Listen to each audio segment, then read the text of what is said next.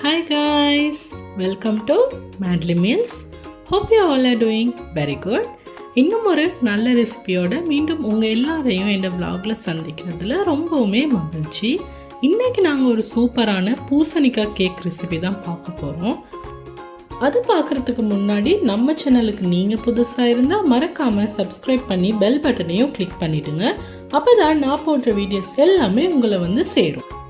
முடிஞ்ச வர வீடியோவை ஸ்கிப் பண்ணாமல் ஃபுல்லாக பாருங்கள், அதுதான் ஏன் ரிக்வெஸ்ட். அப்போ தான் உங்களுக்கு ஸ்டெப் பை ஸ்டெப்பாக இந்த சூப்பரான டிலிஷியஸான மொய்ஸ்டான இந்த பம்கின் கேக்கை எப்படி செய்கிறதுன்னு உங்களுக்கு எல்லாமே புரியும். ஸோ வாங்க இந்த கேக்கை செய்கிறதுக்கு என்னென்ன தேவைன்னு பார்த்துடலாம். ஸோ வாங்க இன்க்ரீடியன்ட்டுக்குள்ளே போகலாம். ஸோ ஃபஸ்ட்டு பார்த்தீங்கன்னா 340 கிராம் அளவு எங்களுக்கு பம்கின் தேவைப்படும். ஸோ இதை நாங்கள் அவிச்சு நாங்கள் ஸ்கின்னை பீல் பண்ணிவிடுவோம். ஆனால் 340 கிராம் தேவைப்படும். 225 கிராம் அதாவது 1.5 கப் மாவு தேவைப்படும். தேவையான அளவு சாக்லேட்ஸ் க்யூப்ஸாக கட் பண்ணிக்கோங்க. 150 கிராம் அதாவது 3/4 கப் அளவு ப்ரௌன் சுகர் தேவைப்படும். அதே போல் 115 அரை கப் அளவு எங்களுக்கு ரூம் டெம்பரேச்சர் பட்டர் தேவைப்படும். அது கூடவே இருந்தால் இந்த பம்கின் சீட்ஸ் வெரி ஆப்ஷனல் தான், இருந்தால் மட்டும் யூஸ் பண்ணிக்கோங்க, இல்லைன்னா ப்ராப்ளம் இல்லை.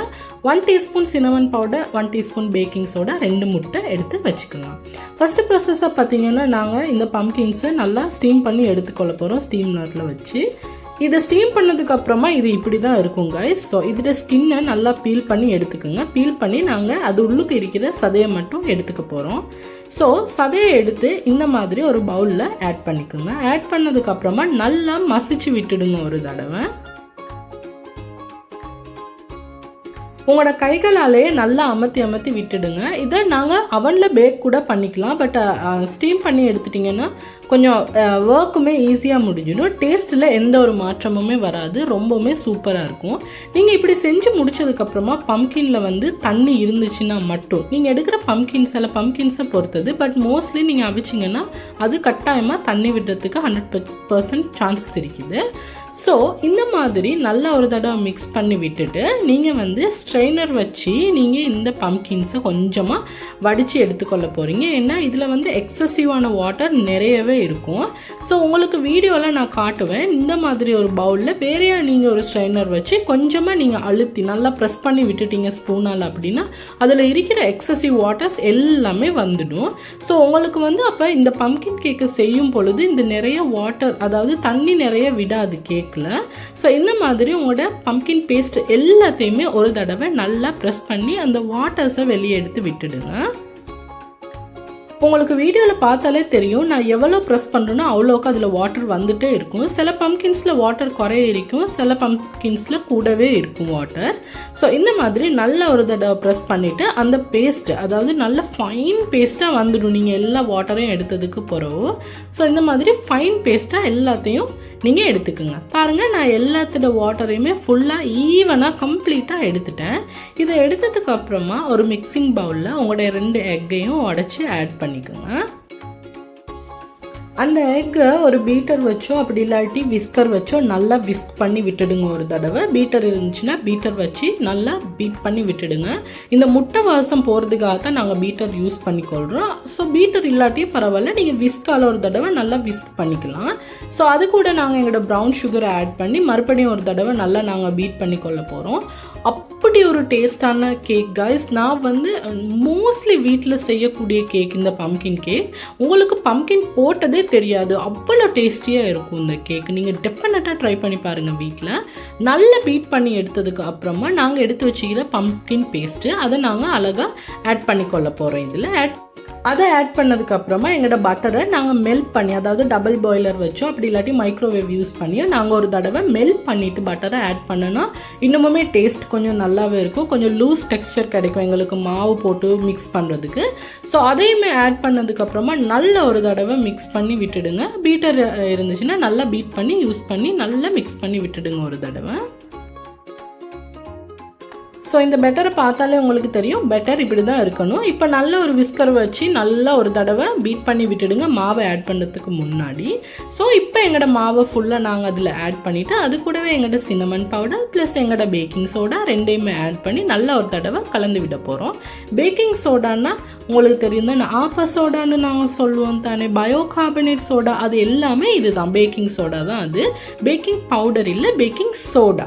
ஸோ அதையும் போட்டு நல்ல ஒரு தடவை உங்களோட ஸ்பெக்சுலாவோ அப்படி இல்லாட்டி உங்கள்கிட்ட இருக்கிற ஏதாவது ஒரு கரண்டியாலேயோ நல்ல ஒரு தடவை மிக்ஸ் பண்ணி விட்டுடுங்க. அந்த கட்டிகள் இல்லாமல் நல்லா கலந்து விட்டுடுங்க ஒரு தடவை. டேஸ்ட் அல்டிமேட்டாக இருக்கும் கைஸ். நீங்கள் பம்கின் போட்டதே விளங்காது, நீங்களே சொல்லும் வரைக்கும் அது பம்கின் கேக்னு யாருக்குமே தெரியாது அது பம்கின் நீங்கள் போட்டு தான் இருப்பீங்க அப்படின்னு. நல்லா மிக்ஸ் பண்ணி விட்டதுக்கப்புறமா உங்களோட சாக்லேட் கியூப்ஸ் ஆட் பண்ணிக்கலாம். இது மில்க் சாக்லேட், டார்க் சாக்லேட் அல்லாட்டி சாக்லேட் சிப்ஸ், உங்களுக்கு எது பிடிச்சிருக்குதோ அது உங்கள் இஷ்டம் தான் கைஸ். உங்களுக்கு வேண்டியது ஒன்று இதில் ஆட் பண்ணிக்கலாம். பட் சாக்லேட் நீங்கள் எவ்வளோக்கு ஆட் பண்ணுறீங்களோ அவ்வளோக்கு ரொம்பவுமே டேஸ்டியாக இருக்கும் இந்த கேக்கு. நான் இந்த ரெசிபி தெரிஞ்ச நாள்லேருந்து படித்த நாள்லேருந்து கைஸ் இந்த கேக் நான் வளமையாக வீட்டில் செய்கிறது. ஸோ எங்களோட வீட்டில் எல்லாருமே விரும்பி சாப்பிடுவாங்க. நான் இந்த மாதிரி பிரெட் லாஃப் பேன் தான் எடுத்திருக்கேன். உங்கள்கிட்ட மற்ற 18 இன்ச் இருந்தாலும் ஓகே தான். ஸோ இப்படி ஒரு பேன் இருந்துச்சுன்னா கேக்கு நல்ல உயரமாக வரதுக்கு ஹெல்ப் பண்ணும்.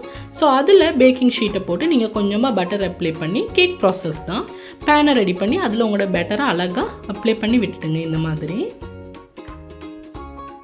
அழகாக அப்ளை பண்ணி விட்டதுக்கப்புறமா ஃபுல்லாக ஈவனாக எல்லா கார்னர்ஸ், அதாவது எல்லாத்தோட எட்ஜஸ்லேயும் ஃபுல்லாக ஈவனாக ஈக்குவலாக உங்களோட ஸ்பூனை வச்சு அல்லாட்டி உங்களோட ஷேப்பர் வச்சியோ நீங்கள் அழகாக அதை ஷேப் பண்ணி விட்டுடுங்க ஒரு தடவை. அதுக்கப்புறமா கையால் பேனை 2-3 டைம்ஸ் நீங்கள் அழகாக டப் பண்ணி விட்டுடுங்க. ஸோ அதுக்கப்புறமா ஃபைனல் ப்ராசஸாக என்ன செய்யணும்னு பார்த்தீங்கன்னா, நாங்கள் கடைசியாக எடுத்து வச்சிருக்கிற சீட்ஸு இந்த மாதிரி பேனை நல்லா தட்டி விட்டதுக்கப்புறமா நாங்கள் எடுத்து வச்சிருக்கிற சீட்ஸை அழகாக மேலே தூவிக்கொள்ளலாம். அப்படி இல்லைன்னா அதுக்கு பதிலாக நட்ஸு, டேட்ஸு ஒன்றுமே இல்லைனாலும் பரவாயில்ல, இது வெரி ஆப்ஷனல், உங்களுக்கு பிடிச்சது செஞ்சுக்கலாம்.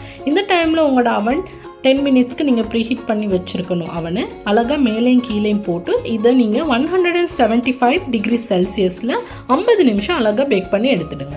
பாருங்கள் கைஸ், நான் அழகாக பேக் பண்ணி எடுத்துட்டேன் கேக்கை. பார்க்கவே கேக் சூப்பராக இருக்குது, வாசம் அந்த மாதிரி அல்டிமேட்டாக இருக்குது, வீடு ஃபுல்லாக கேக் வாசம் தான்.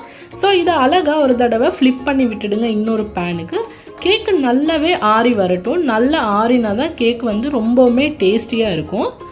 ஸோ உங்களுக்கு கேக்கை பார்த்தாலே தெரியும் அது எவ்வளோ அழகாக வந்திருக்குன்னு பாருங்கள். பார்க்கவே டேட்ஸ் கேக் மாதிரி தான் இருக்குது கிட்டத்தட்ட. கீழே உள்ளுக்கு சைட்லலாம் நல்லா வந்திருக்கு. வாங்க இதை அழகாக கட் பண்ணி பார்த்துடலாம். சூப்பர் சாஃப்டாக இருக்குது காய்ஸ், சூப்பர் மாய்ஸ்ட் அண்ட் சாஃப்டாக இருக்குது கேக்கு. பார்க்கவே சூப்பராக இருக்குது. டேஸ்ட்டு அடிச்சு கொள்றதுக்கு ஒரு கேக்கே இல்லை, அந்த மாதிரி டேஸ்டியாக இருக்குது கேக்கு. நீங்கள் டெஃபினட்டாக வீட்டில் இந்த கேக்கை ட்ரை பண்ணி பாருங்கள். ஸோ என்னோடய வீடியோக்காக இல்லை, இந்த கேக்கு ரொம்பவுமே சூப்பராக இருக்கும். நீங்கள் இதுக்கு முன்னுக்கு இந்த கேக்கு தெரியாத ஒருத்தர், இந்த ரெசிபியை ட்ரை பண்ணாத ஒருத்தராக இருந்தீங்கன்னா டெஃபினட்டாக இந்த கேக்கை வீட்டில் ட்ரை பண்ணி பார்த்துட்டு எனக்கு கீழே கமெண்ட்டில் மறக்காமல் சொல்லிவிடுங்க. ஸோ நீங்கள் பூசணிக்காய் பிடிக்காத, அதாவது பம்கின் பிடிக்காத ஒருத்தராக இருந்தால் ஸோ இன்னிலிருந்து இந்த ரெசிபி உங்களுக்காக தான். நீங்கள் டெஃபினட்டாக இதை வீட்டில் ட்ரை பண்ணி பாருங்கள். இதை இன்ஸ்டண்ட்டாக ரெடி பண்ணிடலாம். உங்களுக்கு 1 hour மாதிரி தான் போகும். அவனில் போடுற டைமிங் தான் உங்களுக்கு. மற்றபடி இதை நீங்கள் குயிக் அண்ட் ஈஸியாக ரெடி பண்ணிடலாம். ஸோ டெஃபினட்டாக இதை நீங்கள் வீட்டில் ட்ரை பண்ணி பாருங்கள். குழந்தைங்க பெரியவங்களுக்குன்னு எல்லாருக்குமே பிடிக்கும்.